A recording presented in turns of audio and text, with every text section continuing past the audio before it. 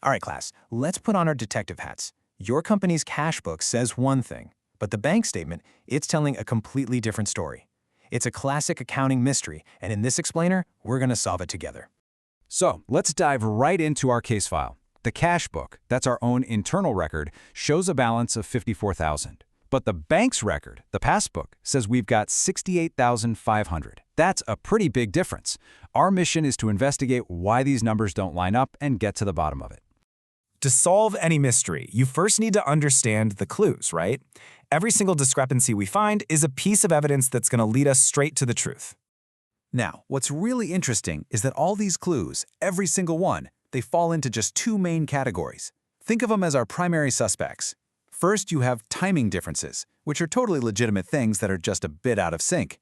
And second, you have recording errors, which, well, those are genuine mistakes that we need to hunt down and fix. Let's look a little closer at our first suspect, the timing difference. This isn't a mistake, it's just a delay in the system. For instance, you write a check and you record it in your books that very second. But the bank? They only know about it days later when that check is actually cashed. That little gap in time, that's a classic timing difference. And here are some of the most common timing-related clues you're going to find. You've got checks you've sent out that haven't been cashed yet, deposits you've made that are still being processed, or those automatic bank charges and direct deposits from customers that you only find out about when you get the statement. These are happening all the time. Okay, now for our second suspect, recording errors. This is a whole different animal. These are actual slip-ups. Someone, either in your company or, even at the bank, made a mistake.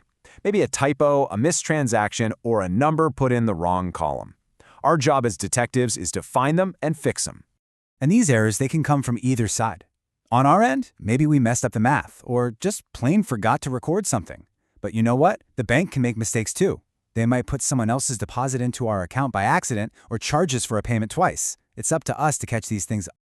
Here's a pro tip that can be a little tricky at first. Why is a deposit a credit on your bank statement? It seems totally backward, right? Well, just for a second, think about it from the bank's point of view. Your money is a liability to them. It's money they owe back to you. So when you deposit money, their liability to you goes up. And in accounting, an increase in a liability is always a credit. See? All right, enough theory. We have our detective's toolkit. Now let's apply what we've learned and actually solve this case following a really clear step-by-step method. We're going to use a simple four-step process. It's super reliable. We start with the balance from our own records, the cash book. Then we just systematically add and subtract all those clues we found, the reconciling items, until our total perfectly matches the bank's balance. And here is our workspace, the Bank Reconciliation Statement, or BRS for short. The very first thing we do is put down our starting point, the balance as per our cash book, which, as we know, is $54,000. Our investigation almost immediately turns up our first clue. We wrote and recorded a check for $20,000, but the person we gave it to hasn't actually taken it to the bank yet to get their money. So let's analyze the evidence. What do you think? What kind of clue is this? And to make our balance match the bank's, do we need to add this $20,000 back or do we subtract it? Take a second to think it through. If you said timing difference, you got it. Our cash book balance is lower because we've already accounted for this payment. But the bank's balance is still higher because from their perspective, the money hasn't actually left the account yet. So to reconcile, we have to add that $20,000 back to our balance. That brings our working total up to $74,000. Let's move on to the next clue. We deposited checks worth $5,400 into our account. We've already recorded this money in our cash book, but the bank, well, they're still in the process of actually collecting those funds. Okay, so in this case, our cash book balance is temporarily higher than what the bank shows because we think the money is already there.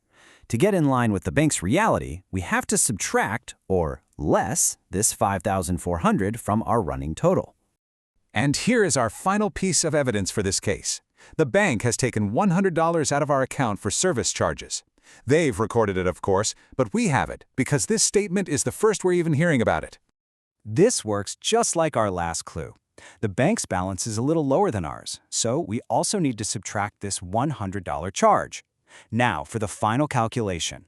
We start with our $74,000, we subtract the $5,400 deposit, and then subtract the $100 in charges.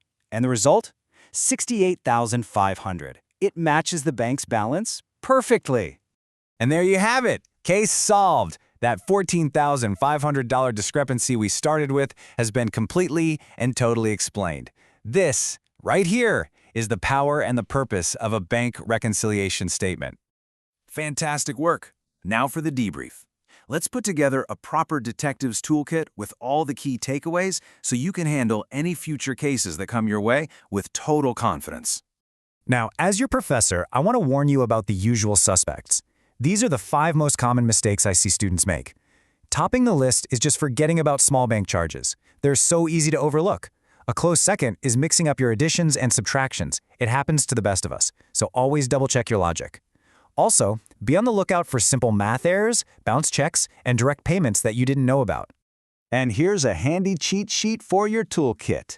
When you start from your cash book balance, you will almost always add things like checks you've issued that haven't cleared yet. And you'll always subtract things like deposits that are still in transit or those bank charges you haven't recorded.